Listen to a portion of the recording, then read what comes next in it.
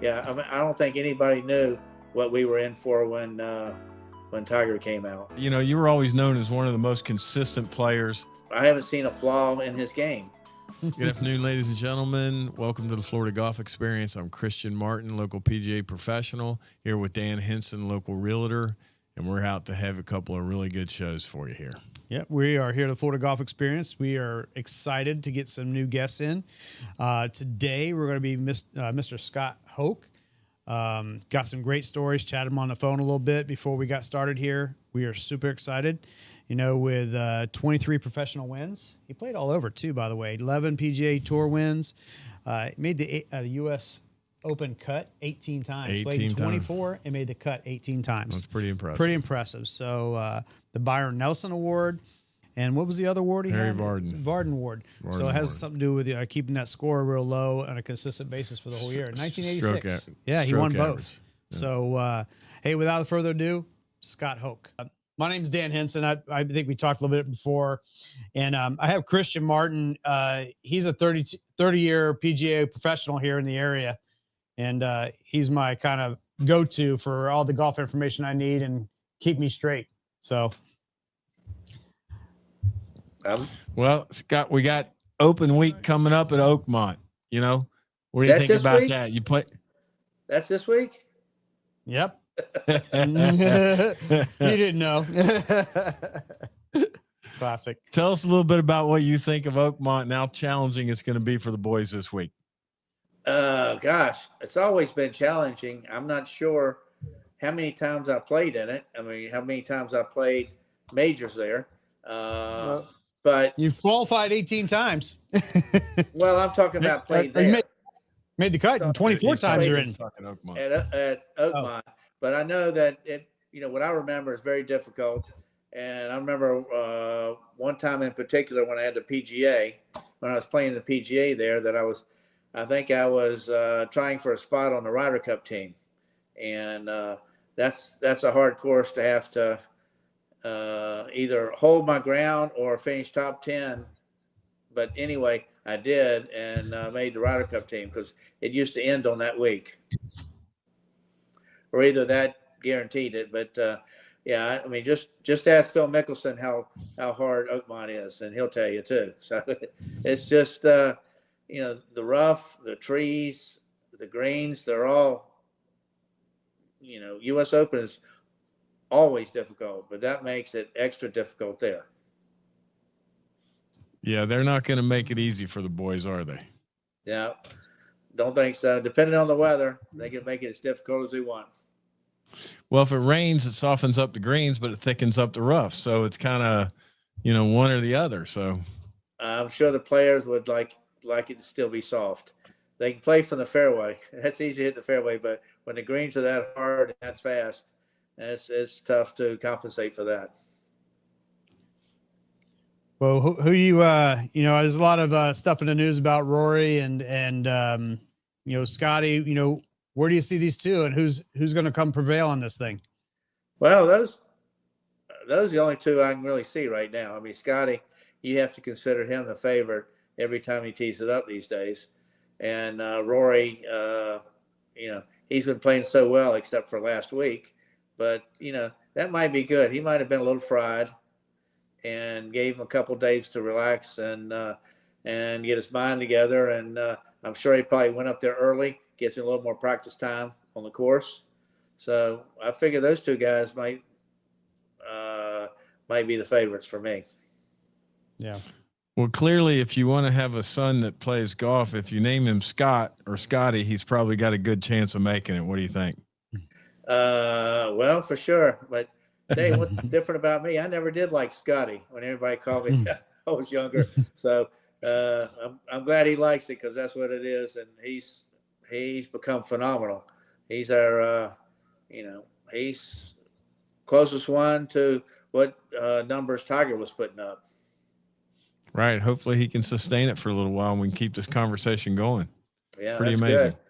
That's good. I mean, just like I watched the tennis and I saw about the best tennis match I've ever seen yesterday or this weekend with the top two guys. So, hey, you got Rory and you got him.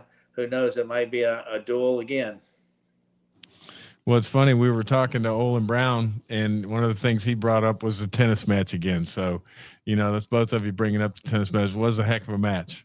Heck of a match. It was, yeah. I went to church and went out to eat and came back and it was still going. And I was glued to it for the last couple hours. Did you get a chance to watch the little bit of the RBC in that playoff yesterday? I did see the playoff. And it was an awful good shot by Fox to end up winning. That unbelievable. I think he hit 3-wood on last hole to make it tough on Burns. But that's the way it is. It looked like with the putter that he is, or I heard he was the best putter on tour, and for him to have a 5-footer to win it, you would have thought that it would have gone in, especially after Fox had just putted along that same line. But hey, that shows you how golf is. They don't all go the same. Any kind of prediction this week on what the final score might be? A couple under, a couple over? No, I don't. I just remember, I think the first couple times I played there, I just remember everybody talking about, I guess it's Hale Irwin playing and winning with an over par score. And that always, I think that scared me when I first played it. But yeah, it all depends on the weather. And the guys are, so much better now. They hit it so far, and the rough doesn't bother nearly as much because they get it far enough up where they can hit the green a lot of times. So it all depends on the weather. It's hard to judge it, and I haven't even looked to see what the weather's going to be up there this week. You playing much golf these days? Zero. I hit been retired for 3 years. I've hit 2 wedge shots. Now my left hand won't take it anymore. It's it's worn out. I'm catching up to you on that regard, I promise. Well, you play back in the days there with Watson and Crenshaw and all them. Are you seeing any similarities in what Scotty's trying to do here? And we keep going back to that, but it seems to be a lot of Scotty news. Any of the same similarities happening? With the things that stood out with those gentlemen that he's doing now. Scotty's doing much better. He does everything well. While the guys you talked, Watson.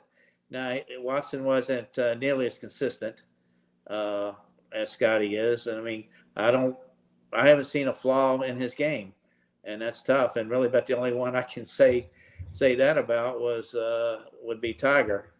I know Jack's, the best or one of or the top 2 that's ever played, but I didn't ever think Jack could chip too well because he never had to chip.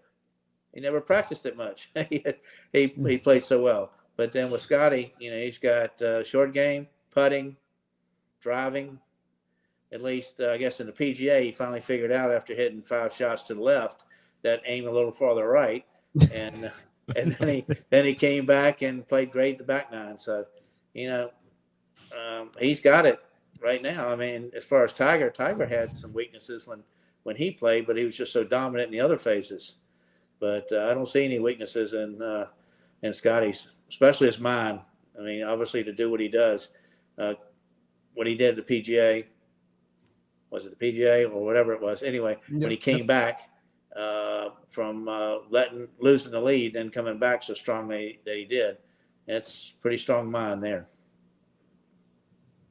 Well, tell me a little bit about, you were always known as one of the most consistent players on the tour, making cuts after cuts after cuts. What do you attribute that to? Hard work or just what? Well, I was a field player. I had some lessons and they helped me out, but I was mostly a field player. So whatever I was doing poorly, I could figure it out. And when I didn't, I went to my teacher to do it. But most of the time I was able to figure it out, and I was just consistent. I would say I was a strong player, a really good player, but I wasn't a great player, and that's what they have today. and it's just a matter of I was consistent, but never was quite good enough to get over that hump and be considered one of the best during my days. Well, you were certainly one of the most consistent. It was fun. I mean, I grew up watching you play, so it was a lot of fun. Yeah, one thing about it was I did not practice much, and especially later on because I had problems with my hands, so I could never practice that much. But I just felt that practicing, having a good practice, was better than hitting a lot of balls and just hitting them. So I mean, very seldom did I hit much more than bucket and a half, 2 buckets ever in a day. And it's just what I need to work on is a matter of feel, and I think the mechanical players tend to have to hit a bunch of balls to be able to get the mechanics straight all the time. Whereas for me, if I was a little off, I just change a little something and try to figure it out and play. But then again, that might be why the mechanical players play so much better, because when they get in a groove, it's really a groove and they can depend on it. It's pretty impressive. I was kind of looking through some things, and I was kind of trying to get some opinions. A lot of stuff going on with PGA and Live right now. 2 things is, one's pace of play, and then I was just just curious about your ideas on Live. I can tell you, my wife doesn't care for it much. She's sitting here, but I like her. I probably, if I was playing, I probably would not be I wouldn't be in favor of it. I would like to see them really come together and do it. But I watched some of the play. They incorporate some pretty good stuff, more interesting stuff maybe for the fans. But I still like. Still a fan of the PGA Tour, but like I said, I would like to get both of them back together again. I think that's what they're working on. And so anyway, since I'm not involved with it and never had to, I didn't have to really make that much of a decision. But I would have probably I'm pretty sure I'd have been stay with the tour. Yeah. Yeah. How about that pace of play thing going on with it? You think that's a big deal? You just informed me. It's the first I've heard of it. What are we talking about? Pace of play on PGA? Because it seems like there's a lot of complaints about guys getting backed up. Yes, I'm not familiar with it. So, I mean, I know at times we had issues on the tour with pace of play. And, back when I was playing, it seemed to be a lot of the Europeans would take a little more time than we usually did. But then everybody went by the same rules. And when I last 10, 15 years I was on tour, I really didn't notice it that much. So I'm not familiar any of what's going on there. I don't watch golf enough to know.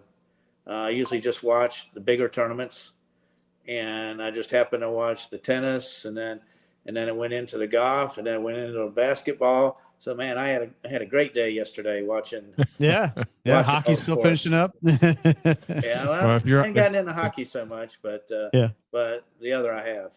But so tell me, what are they saying about it? I can give you an opinion about. I mean, is it just they need to change new rules, make it quicker, or what? I don't know. Or they're not enforcing them. I don't know. Yeah, I think they're offering. They're letting I guess they're starting to use the rangefinders now. They think that's going to make a difference. But I think that you guys have always policed yourself.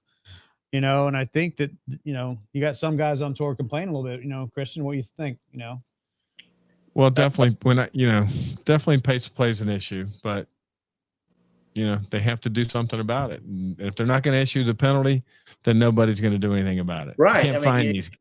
It's it's like the law, man. You got to follow the law or you get arrested, and it's just the same thing. I mean, exactly. You have to do it all the time equally for it to work.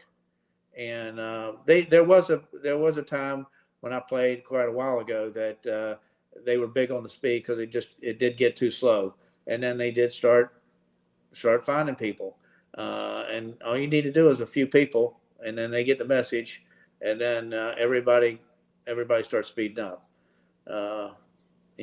Unfortunately, where it really would get if they get somebody that actually meant a tournament or something, because they were slow. Who was the when you were playing back in the day? Who would you consider the biggest competitor or the toughest guy out there as far as just mentally or grinding? Was it Jack, or was there somebody else that stood out?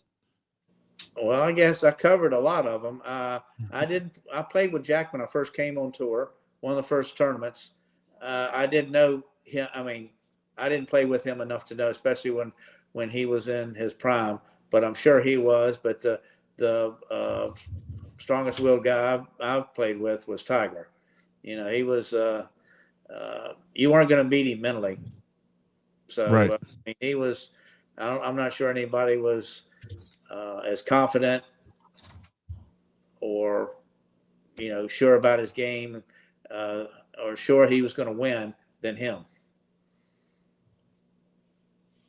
Well, yeah, the Curtis Strange interview. Well, you'll learn. I think Curtis is the one that would like to take that comment back, but it was a good interview nonetheless. So I'm sorry, what was that? I don't know about it. Well, when Tiger first came out and he said, "Well, I'm here to win," and Curtis said, "You'll learn." Okay. Well, I went to school with Curtis. Curtis can be kind of blunt, but usually accurate. But yeah, I mean, I don't think anybody knew what we were in for when Tiger came out. That was just kind of a once in a lifetime or once in a 2 or 3 generation type of player, where right. He just took hold of the reins and then that was it. Yeah, I mean, you have one Wayne Gretzky, you have one Michael Jordan, you have Jack and Tiger. I mean, not coming around every day, and maybe Scotty turns into that someday, but it's too early to tell. Yeah, it is. But hey, he's what is it? Last 3 years, he's done some phenomenal stuff. He might have gotten off to a slower start than some of the other guys, but he's sure been going strong last couple of years. For sure.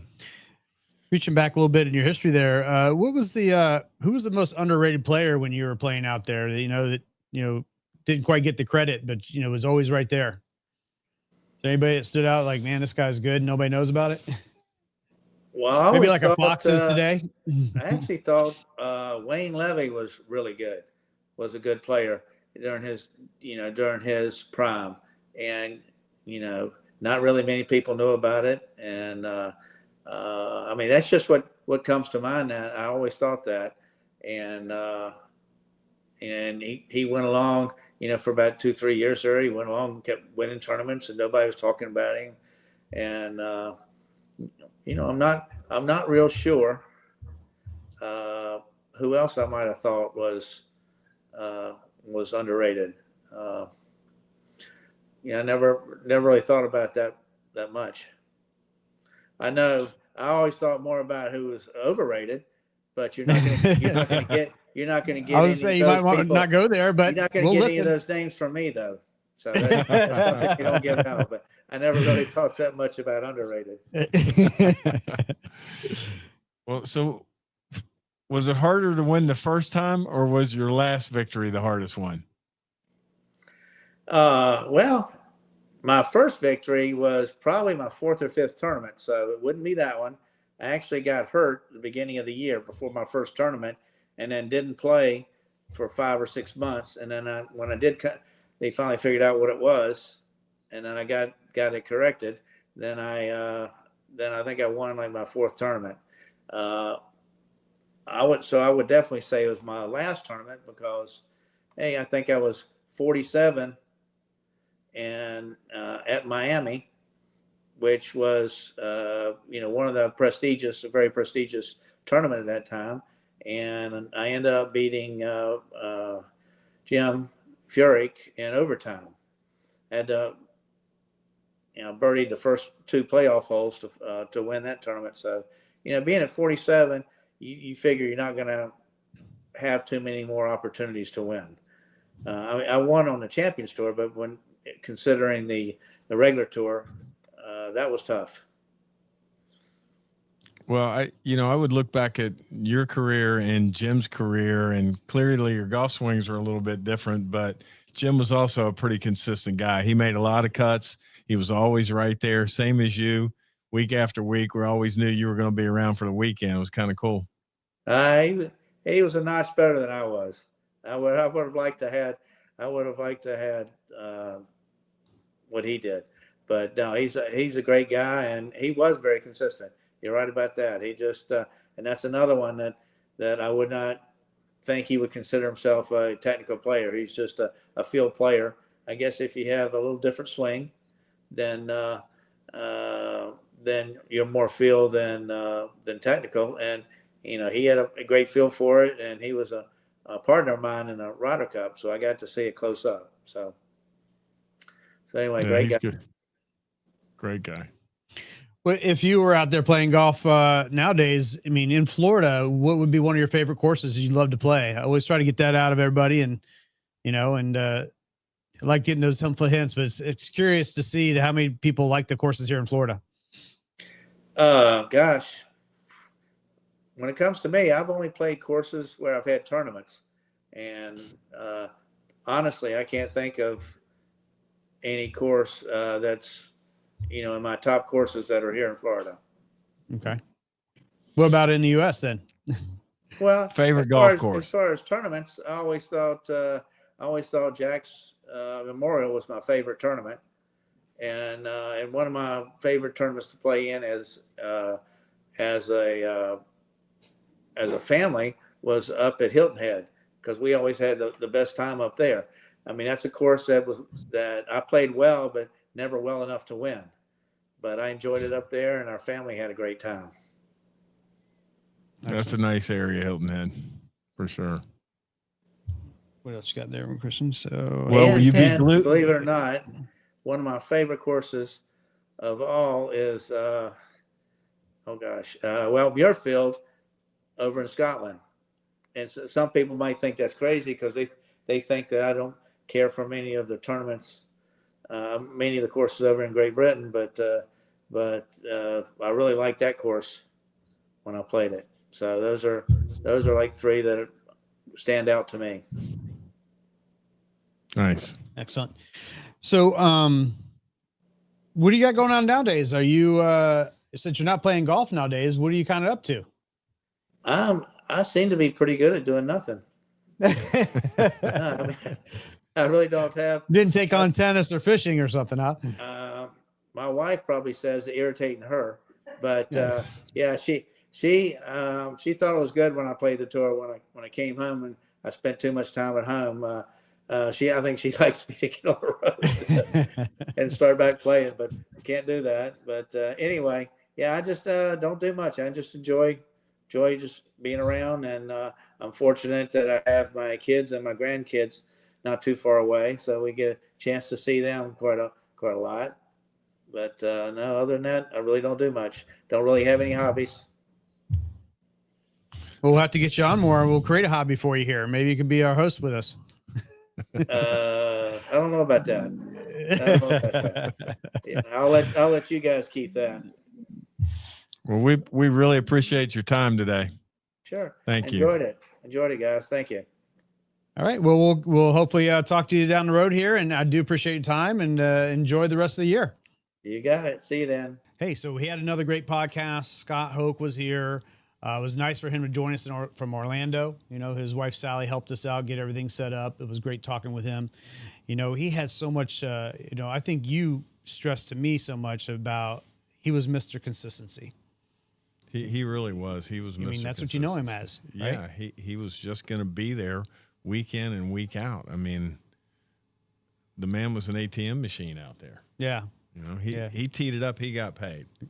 And he talked about the differences of being a field player versus a mechanical player. He said he wasn't a guy that had to practice a lot, and he was a field player. If something wasn't working, he could just kind of hit a few balls and feel it and keep moving. Where some of the guys that are more mechanical today, when their swing's on, it's on. When their swing's off, they got to go back to the drawing board again. So yeah, I think that's the second time we heard that.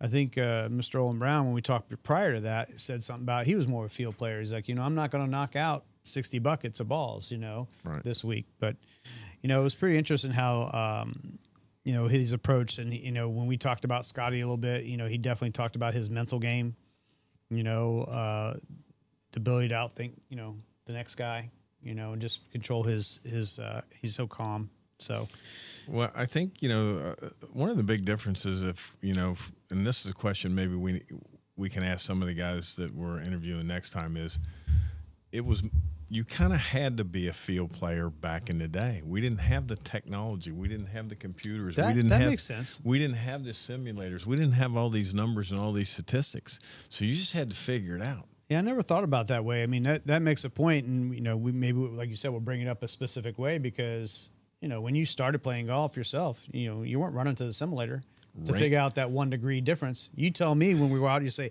here's a cone. You play in that cone, and then you're outside.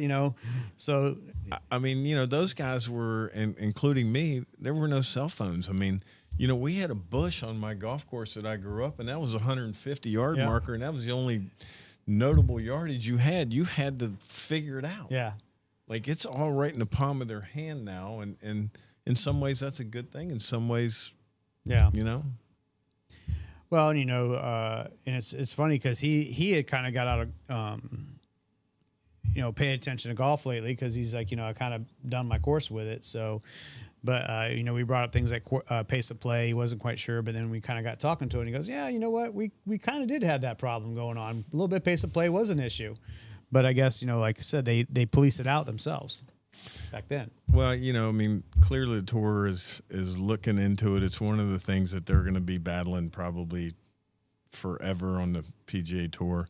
But pace of play is achievable. I've been around a lot of members and member clubs and people that shoot 80, 90, or 100, and they can do it in 3.5 hours.